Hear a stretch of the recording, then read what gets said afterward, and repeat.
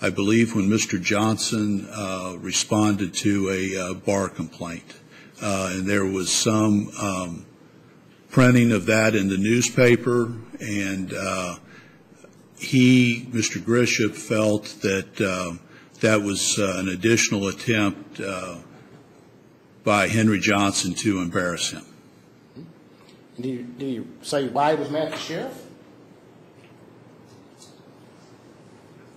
I can't specifically. He felt that the sheriff should not have investigated the allegations that were made against him initially. Isn't it true that he told you that he was upset at the sheriff and the Commonwealth Attorney because they were opportunists and they'd use this to their political advantage? Objection asked and answered. You can answer. If he said that, I have no recall of that. Okay. Did you also tell the judge executive that Mr. Johnson was just trying to help you? Did you say that? I'm not sure if it was in those words. I may have said, he could have let the special grand jury hear this, but he moved it up prior to the election. That may have been to your benefit. Can you explain to me why you as an investigator would be advocating a position for the Commonwealth Attorney and the sheriff? I was not. Mischaracterization. Your Honor, the reason, He can answer the the reason question. I asked that question. You've asked the question. He can answer it. Yes. I was not advocating for the Commonwealth Attorney or the sheriff. Mr. Grisham was, and I'm repeating what I've previously said, he was just going on and on about a variety and a host of things. And the only thing I was trying to do was calm him down a little bit, because he was so angry and so, I guess, frustrated. Did you all go to see him, you and Mr. Robbie? Did you go to his office? To Mr. Robbie's office? Did you and Mr. Robbie go to Joe Grisham's office when this angry conversation took place? Yes, sir. He didn't call you all and tell you all to come there, did he? No, sir. If he was angry and out of control, couldn't you have simply left? Well, we eventually did leave. But only after you made the comments about the sheriff and Mr. Johnson. Correct. Can you see how that would make a judge under investigation by the Judicial Conduct Commission feel if the investigators make statements like that to a very key material witness in the case? Can you see how that would cause a problem? No, I was just making just common sense comments. I was not trying to influence or sway Mr. Grisham in any way, and it was never my intention to advocate for anyone for or against.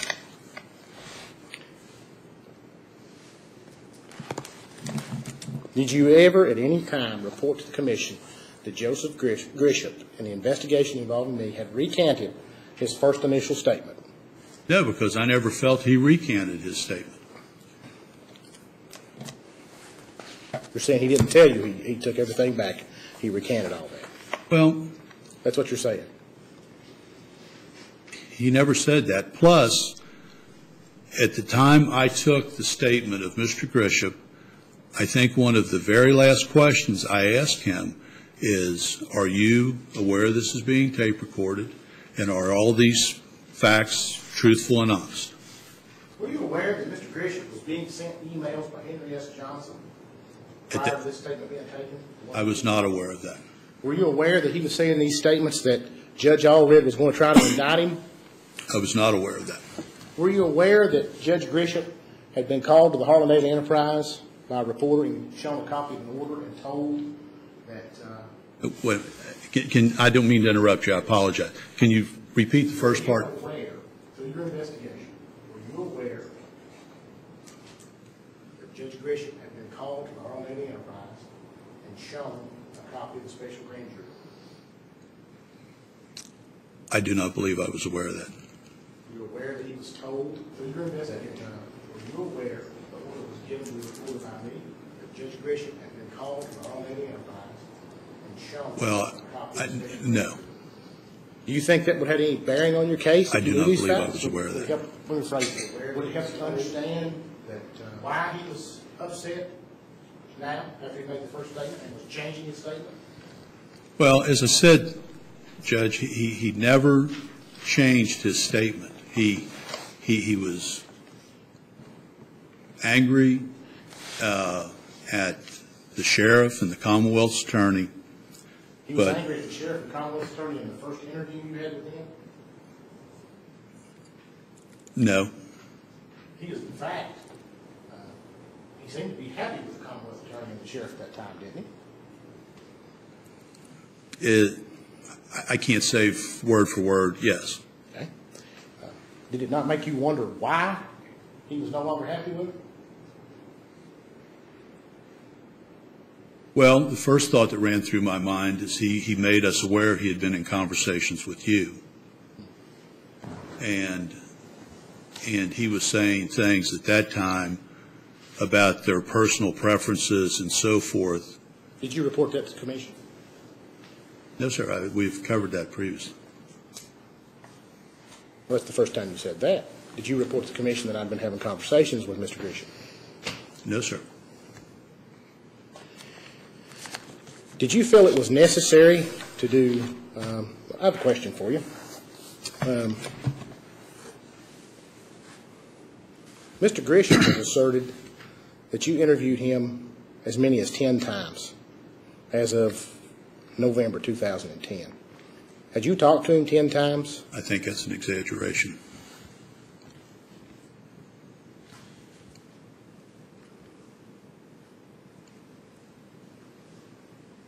Were you aware through your investigation, and I want to be clear about this, that persons were making the assertion that the sheriff had told them about the special, or rather the investigation of Joe Grisham?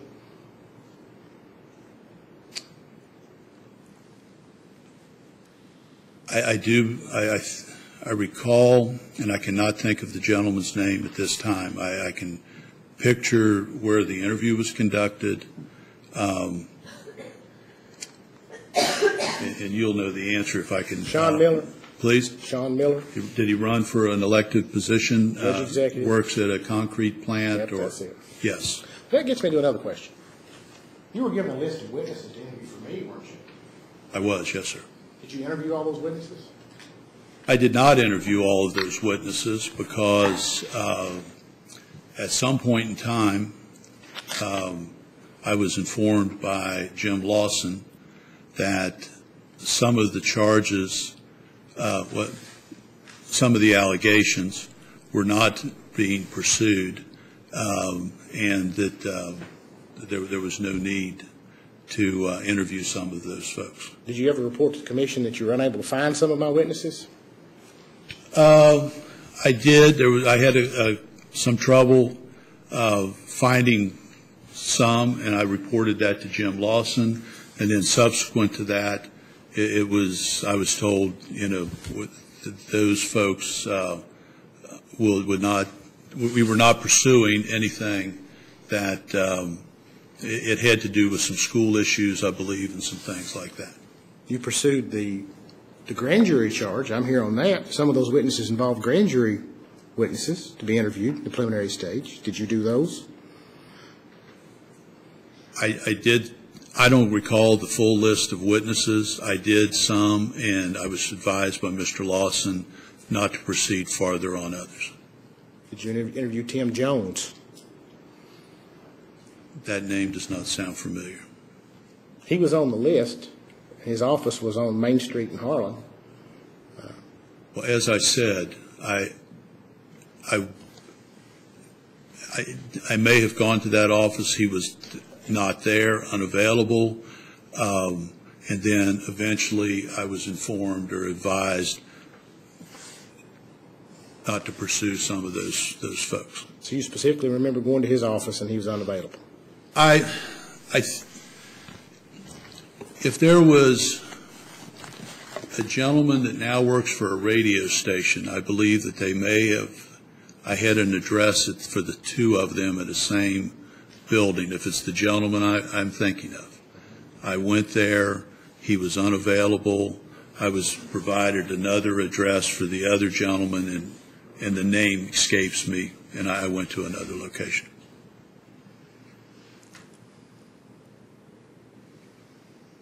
Did you ever talk to Robin Hensley Teshin on the telephone? No, sir, never. Did you have her telephone number? No, sir. Now, Mr. Weaver, I'm going to remind you, you're under oath, and there's testimony from Carrie Simpson in her statement that she actually gave you Robin Hensley Teshin's cell phone number. And I'm going to ask you to think about it again. Well, Did you get her cell phone number from Miss Karen Simpson at James A. K. Winters? If so, if it's in the statement, I stand corrected. The statement would speak for itself. I never made any attempt to contact Ms. Teshin. Did the allegation regarding Miss Teshin come from Miss Simpson at James A. K. Elementary School?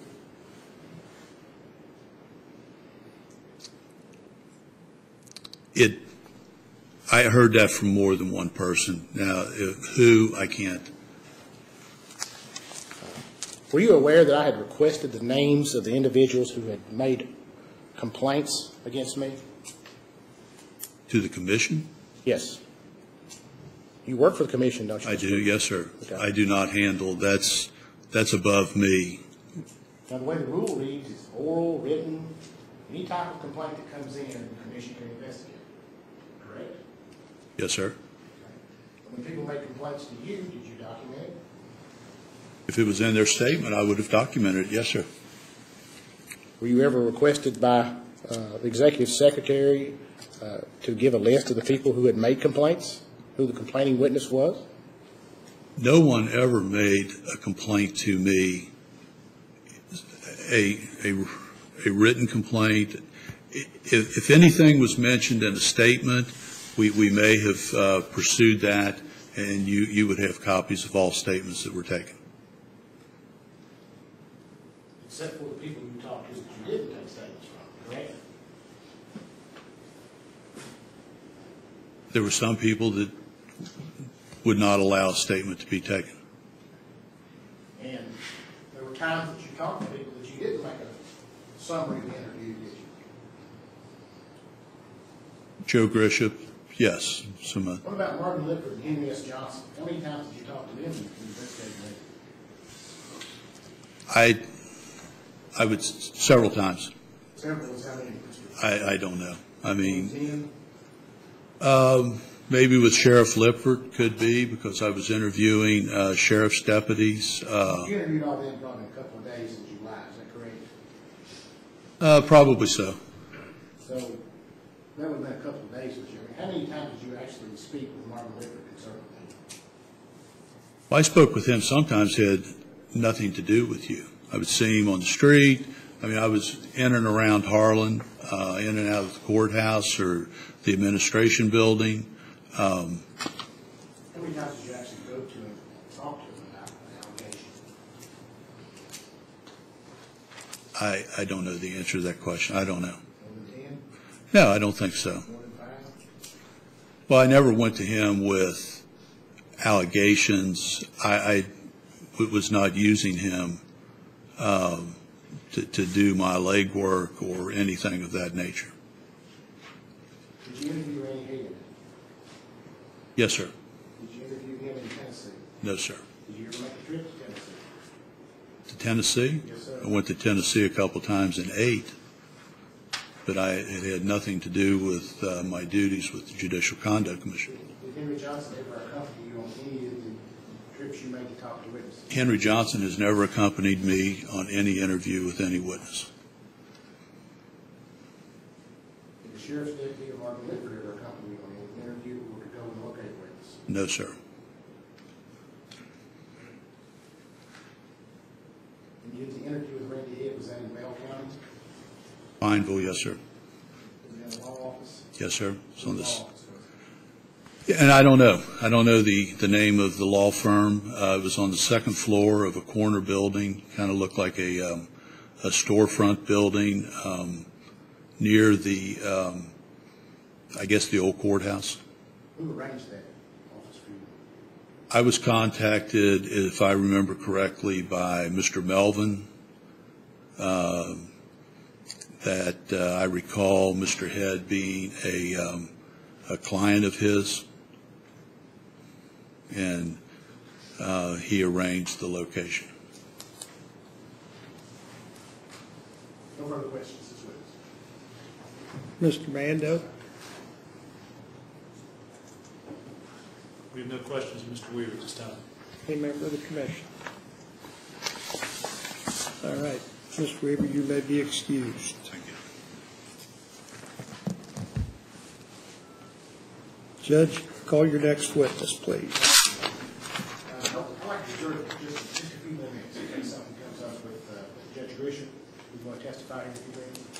Bear with me just a few more minutes. Mr. Weaver, if you'll remain, do not discuss your testimony with anyone, but remain outside and available. The next witness I would call would be Joe Grisham, and I'm waiting on him to arrive. I'll call him on his way down. And there would be my testimony and the two AOC employees. Their testimony would be relatively short, probably 10, 15 minutes each in the morning. I'm assuming it's going to be another hour before Judge Grisham's here. However long it takes to drive from Harlem to London, an hour and a half.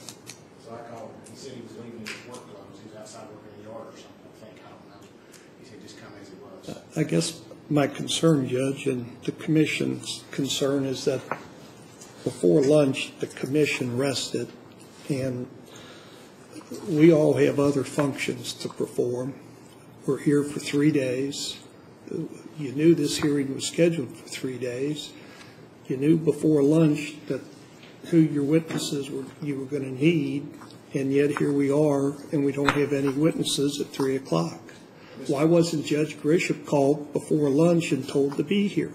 Mr. Chairman, if I may, as you will note, I filed a motion initially in this case to ask for this matter to be heard closer to Harlem, so it wouldn't be a 1.5-hour drive.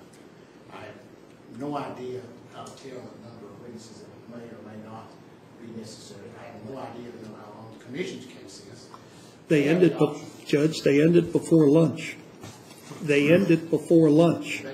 What I'm trying to say, Mr. Chairman, is when I try to be convenient to the witnesses to have them down here instead of a bunch of them laying around all day, I split them between 2 days. What, is Mr. Johnson here? Can't we hear from him? Mr. Chairman.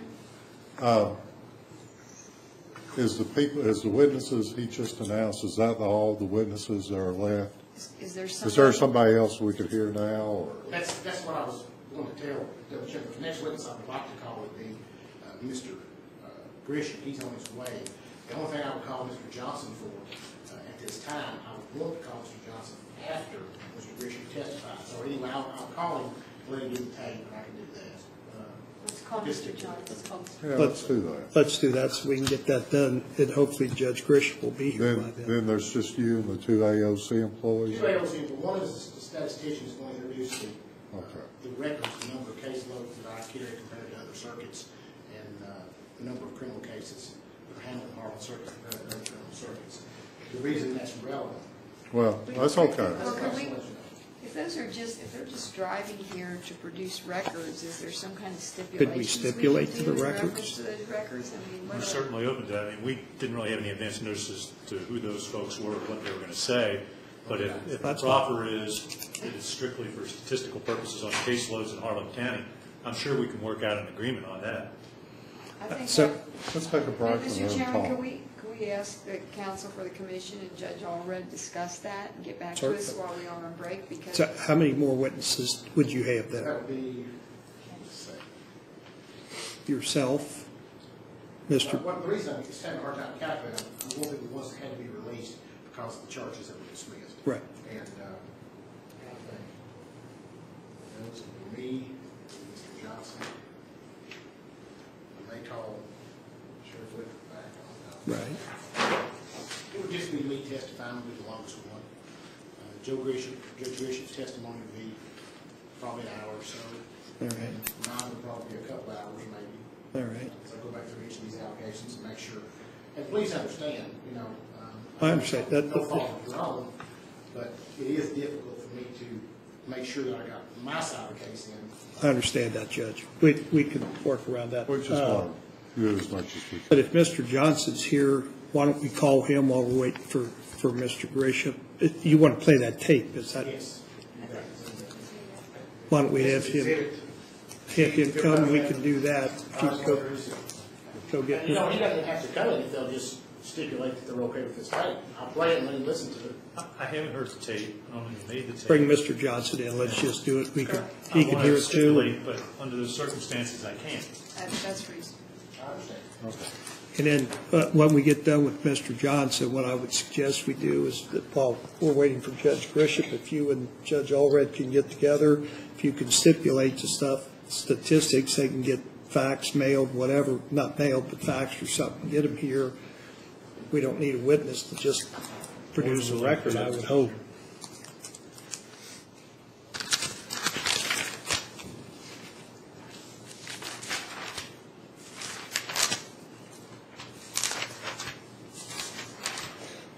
Judge, and I'm assuming you're going to be basically giving us a narrative from the stand. That's fine. I don't have any other way of doing Yeah, it. you're not going to be running back and forth. Okay. Well, I don't think we will.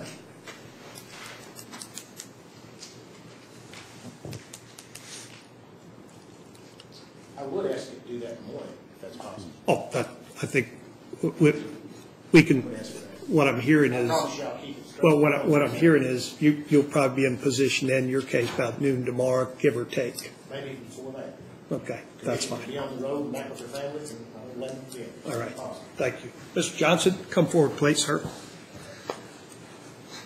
I'll remind you that you're under oath, and I believe Judge Allred has a bit audio tape that we talked about a little bit yesterday. He wants to have you listen to, so if you'll take a seat. I apologize, I don't have a lot of speaking. Mr. Johnson, I'm just going to play this. And this is the statement you gave at the press conference. I have a copy of it that I'm willing to testify is accurate. I think that, well, I'll play that one.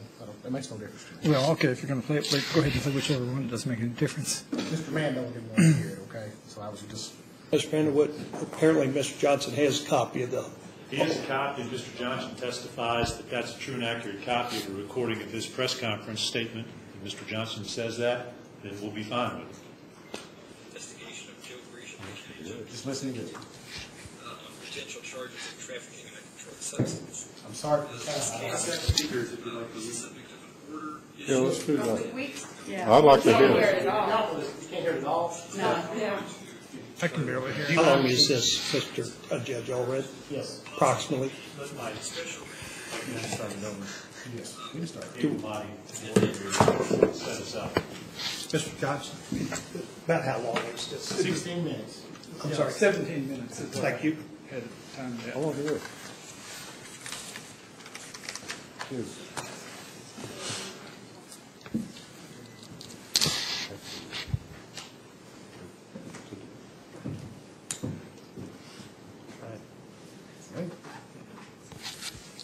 Thank you, Mr. Hill. Today, the grand jury returned a no true bill in the matter involving the investigation of Joe Grisham, the county executive, on potential charges of trafficking in a controlled substance. This case was the subject of an order issued about 10 days ago, which directed that the clerk try to impanel or actually issue summons for 50 jurors to possibly be a special grand jury to hear the case.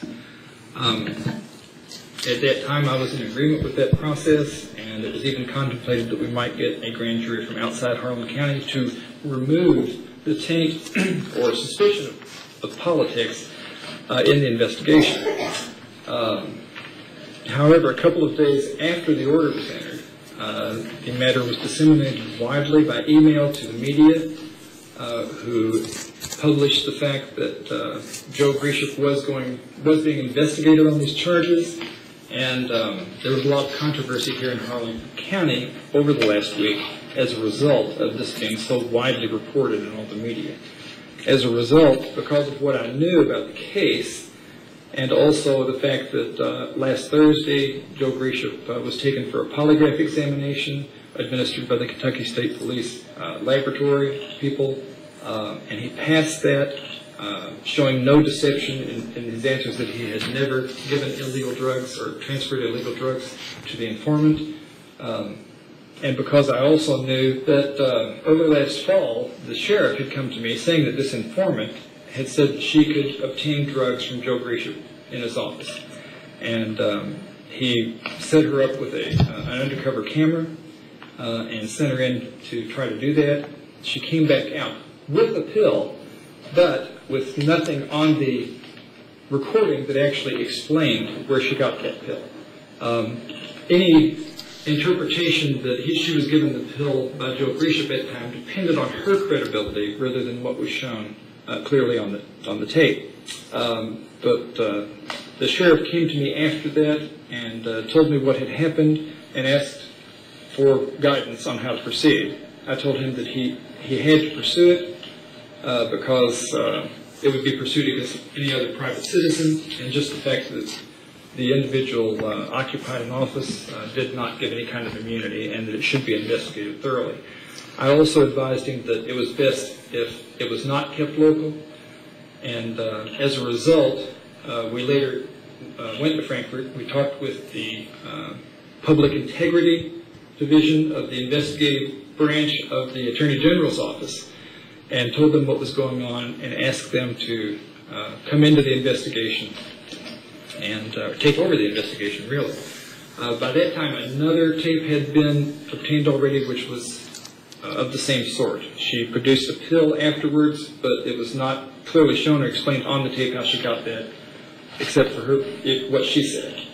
That was not on the tape, but there was not drug talk. The initial tape did not indicate that there was even any acquaintance between the informant and the county judge executive at that time. Just the kind of things that were talked about were roads and jobs, and I need help getting some past due child support from my spouse, and what job programs that existed, and different kinds of assistance for needy people, and things like that. It was the kind of things that a constituent would go in and talk to the judge executive about, which was inconsistent with her story. So after the Attorney General's office became involved in it, William Stewart, an investigator there, came down and supervised a third attempt to get some kind of tape that showed an actual drug transaction occurring.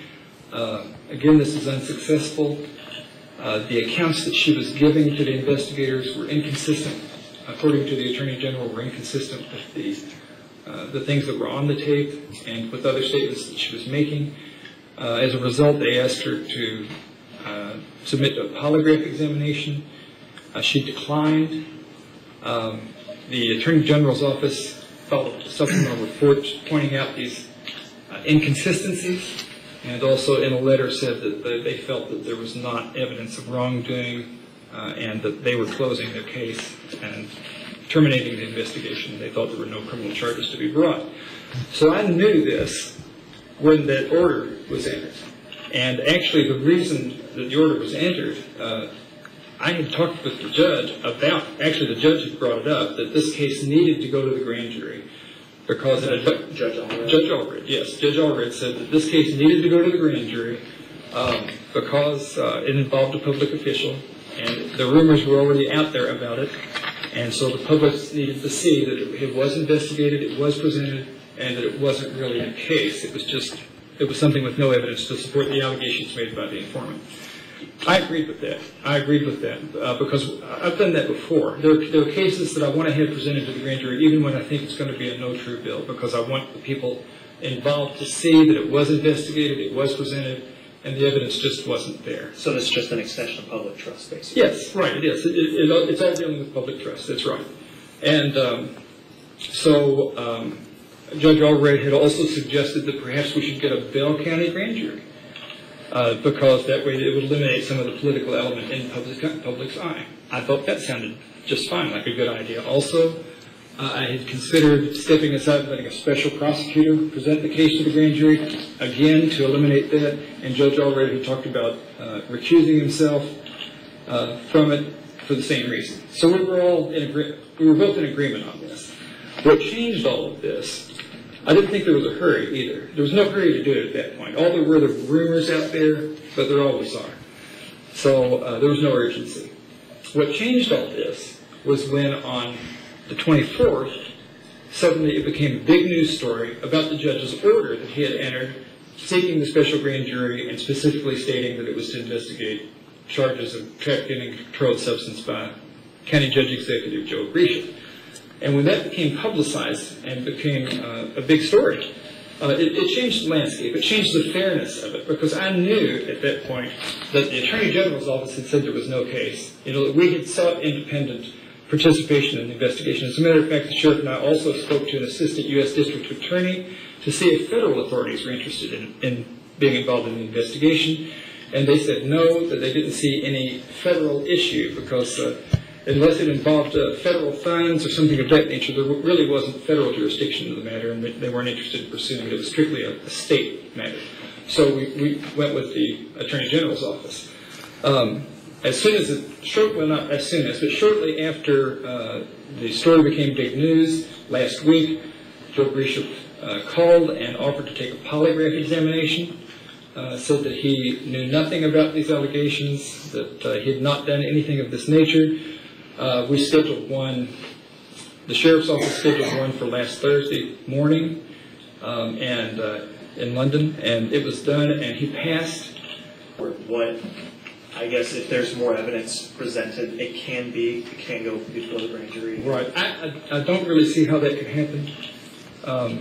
I think that if more evidence is found, it's probably not going to be evidence pointing to the guilt of Mr. Grisha. So when, why, there's a way you can answer this question. Why would the informant, why would this be?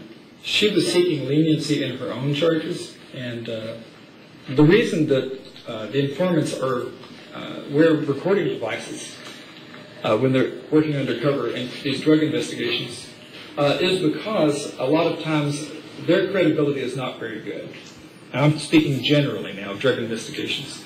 A lot of times the informant's credibility is not good because they are themselves drug users. Sometimes they have drug trafficking charges pending, and that was the situation in this case. She had pending drug trafficking charges where she had been recorded trafficking in drugs, and she volunteered to make other buys for the sheriff's office in return for consideration in her own sentence.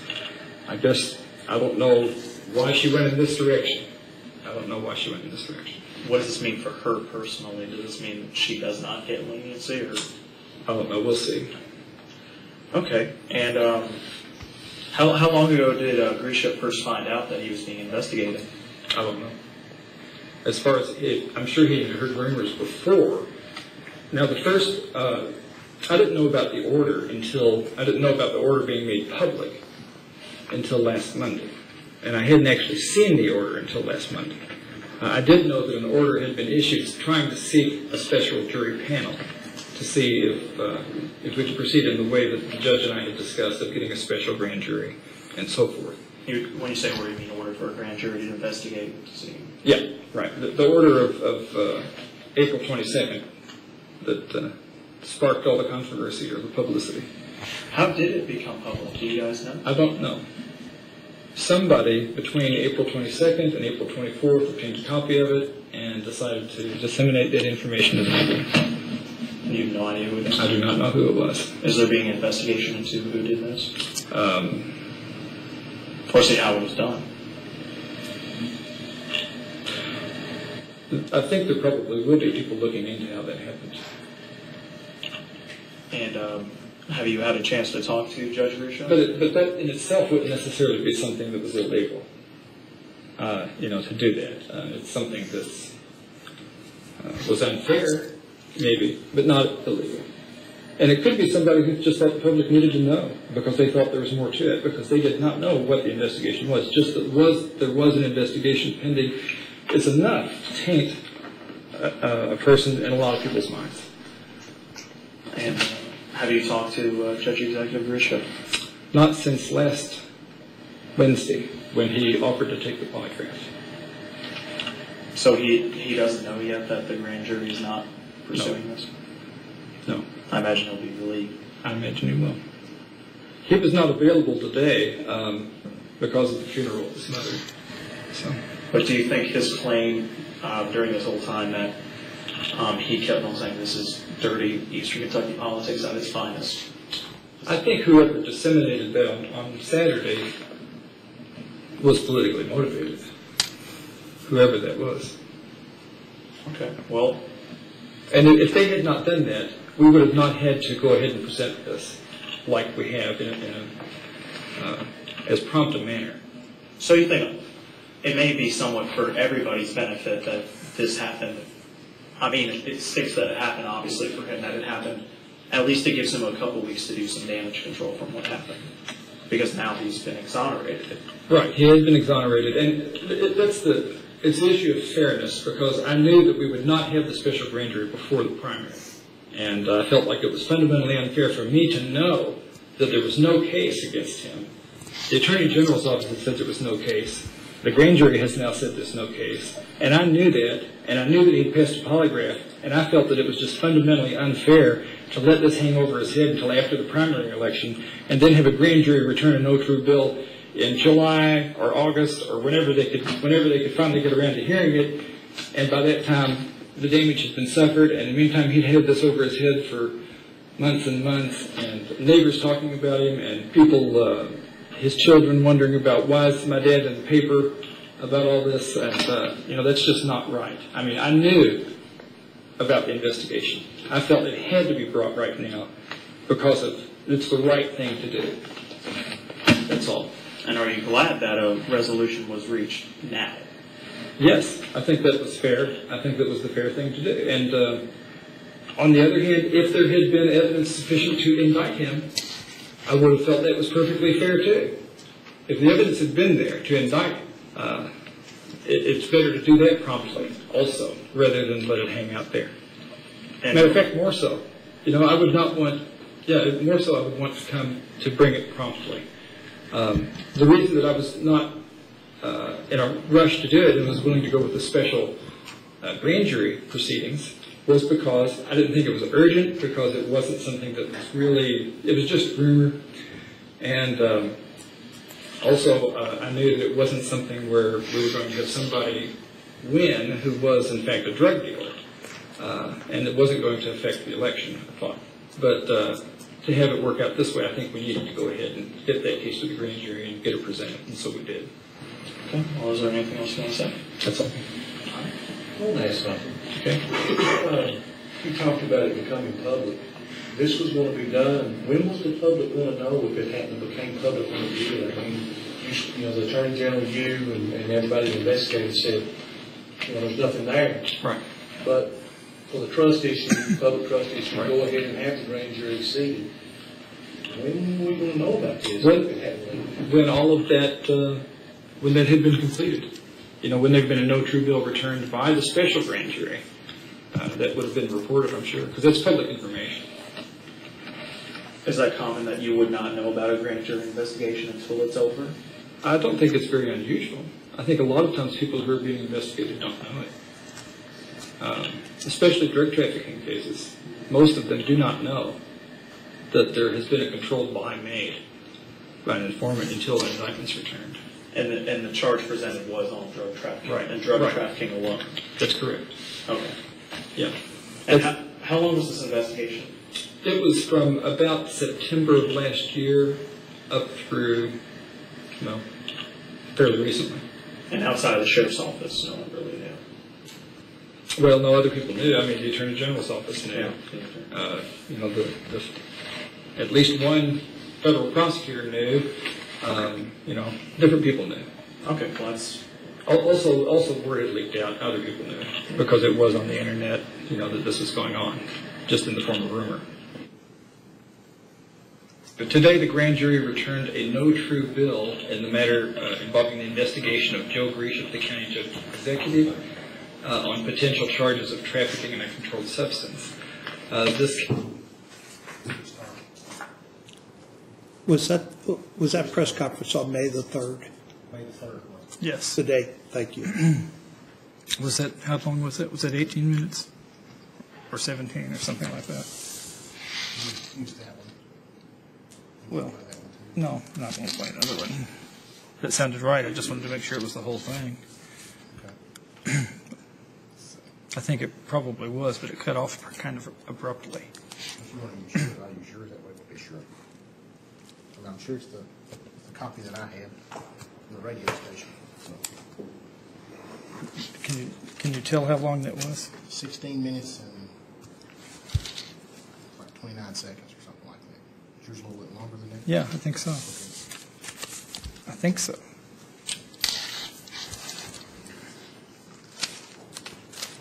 Mr. Bando, I assume, Judge, you've already moved to introduce that. Do you I any- have, but I may introduce this copy here.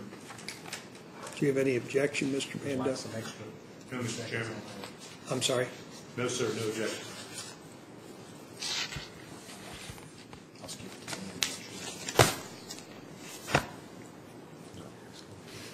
end. Do you have a? But today, the grand jury returned a no true bill in the matter involving the investigation of Joe Grisham, the county judge executive, on potential charges of trafficking in a controlled substance. This case was the subject of an order issued about 10 days ago, Is it the same? which Okay. directed Go ahead and put for the yours. grand jury. Because Judge Allred, yes. Judge Okay. It said 1639 too. So that is the whole thing, right?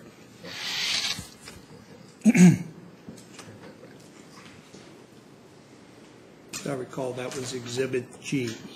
My recollection too, Mr. Chairman. It will be received.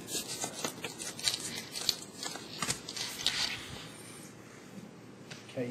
Can we borrow your folder? The order letter?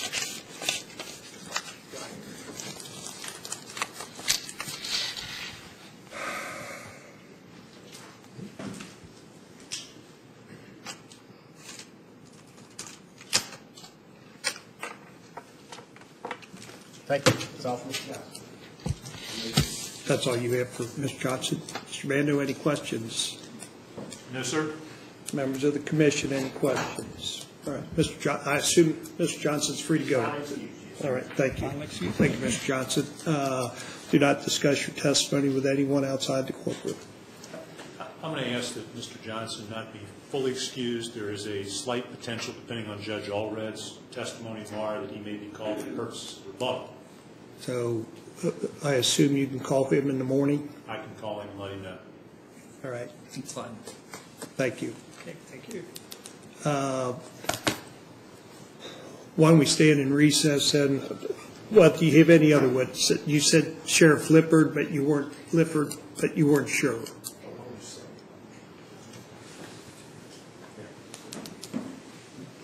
The witness may be. Mr. Chairman, can we just Let's take just take- a bathroom break? Just a- I'm sorry. Can we just take a 5-minute break anyway? Once you That way we're supposed to talk to you about. let the bailiff know. Okay.